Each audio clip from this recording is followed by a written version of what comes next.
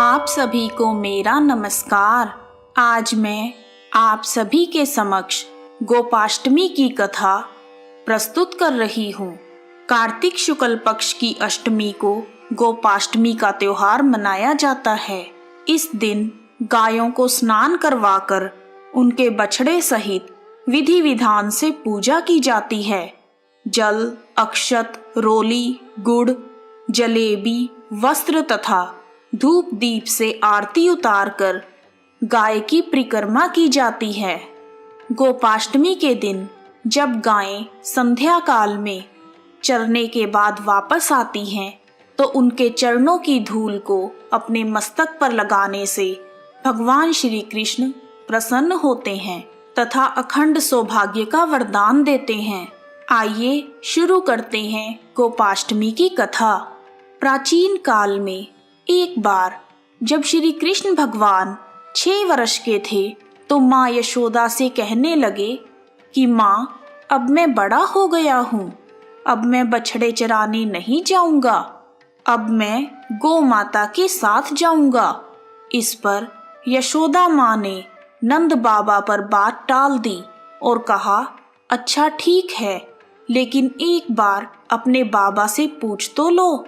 इस पर भगवान श्री कृष्ण नंद बाबा से जाकर कहने लगे, बाबा बाबा, अब मैं बछड़े नहीं बल्कि गाय चराने जाऊंगा।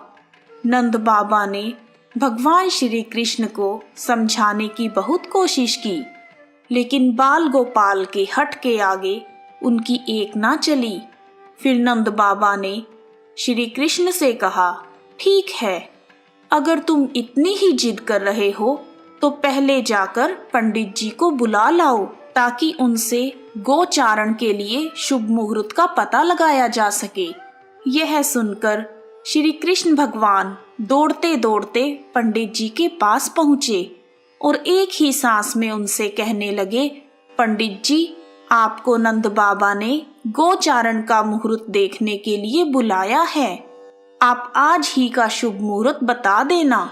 अगर आप ऐसा करेंगे तो मैं आपको खूब सारा माखन दूंगा। पंडित जी श्री कृष्ण भगवान की बात सुनकर मुस्कुराने लगे और नंद बाबा के पास गए और बार बार पंचांग देखकर गणना करने लगे। तब नंद बाबा ने पूछा, पंडित जी क्या बात है, आप बार बार क्या गिनती कर रहे हैं? पंडित जी बोले, क्या बताएं नंद जी, केवल आज का ही मुहूर्त निकल रहा है, इसके बाद तो पूरे 1 वर्ष तक कोई मुहूर्त नहीं है। पंडित जी की बात सुनकर नंद बाबा ने श्री कृष्ण को गोचारण की स्वीकृति दे दी। भगवान जिस समय कोई कार्य करते हैं वही शुभ मुहूर्त बन जाता है। उसी दिन भगवान ने गोचारण का कार्य आरंभ किया और वह शुभ तिथि कार्तिक मास की शुक्ल पक्ष की अष्टमी थी और इसी वजह से यह तिथि गोपाष्टमी कही जाने लगी। उस दिन कामधेनु ने भगवान श्री कृष्ण का अभिषेक किया और श्री कृष्ण भगवान गोविंद कहे जाने लगे।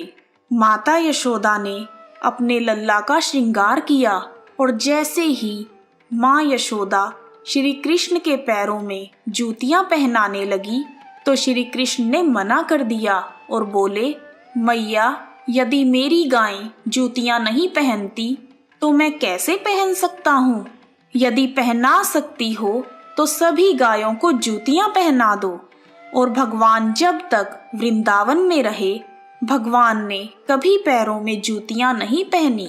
आगे आगे गाय माता और उनके बछड़े और उनके पीछे बांसुरी बजाते हुए भगवान और उनके पीछे बलराम तथा श्री कृष्ण के यश का गान करते हुए ग्वाल गोपाल विहार करते हुए वन में पहुंच गए।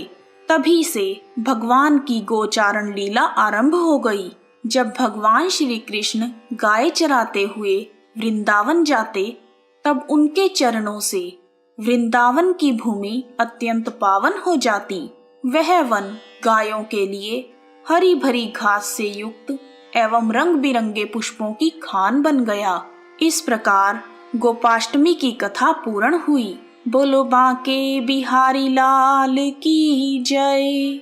गोपाष्टमी की एक अन्य कथा के अनुसार जब भगवान श्री कृष्ण ने गोवर्धन पर्वत को अपनी कनिष्ठ उंगली पर धारण किया था, तब उन्होंने 7 दिन तक गोवर्धन को अपनी एक ही उंगली पर उठाए रखा। यह अद्भुत चमत्कार देखकर इंद्रदेव असमंजस में पड़ गए। तब ब्रह्मा जी ने इंद्रदेव को बताया, श्री कृष्ण और कोई नहीं, भगवान विष्णु के अवतार हैं। यह सत्य जानकर अष्टमी के दिन इंद्र ने अपनी पराजय स्वीकार कर ली और उनका अहंकार टूट गया और वह श्री कृष्ण भगवान की शरण में आ गए। जिसके बाद भगवान श्री कृष्ण ने कार्तिक शुक्ल अष्टमी के दिन गोवर्धन पर्वत को नीचे रखा। मान्यता यह भी है कि उसी दिन के बाद से ही हर वर्ष कार्तिक शुक्ल अष्टमी को गोपाष्टमी का उत्सव मनाया जाने लगा। यदि आप गोवर्धन पूजा की श्री कृष्ण भगवान की कथा को सुनना चाहते हैं तो एंड स्क्रीन पर गोवर्धन पूजा की कथा का लिंक दिया गया है, आप आसानी से उसे सुन सकते हैं। वीडियो को अंत तक देखने के लिए आप सभी का हार्दिक धन्यवाद। यदि आपको वीडियो पसंद आया है तो कमेंट बॉक्स में जय श्री कृष्णा, ओम नमो भगवते वासुदेवाय नमः लिखना ना भूलें। आप सभी का हार्दिक धन्यवाद। जय श्री कृष्णा। श्री कृष्ण गोविंद हरे मुरारी, हे नाथ नारायण वासुदेवा।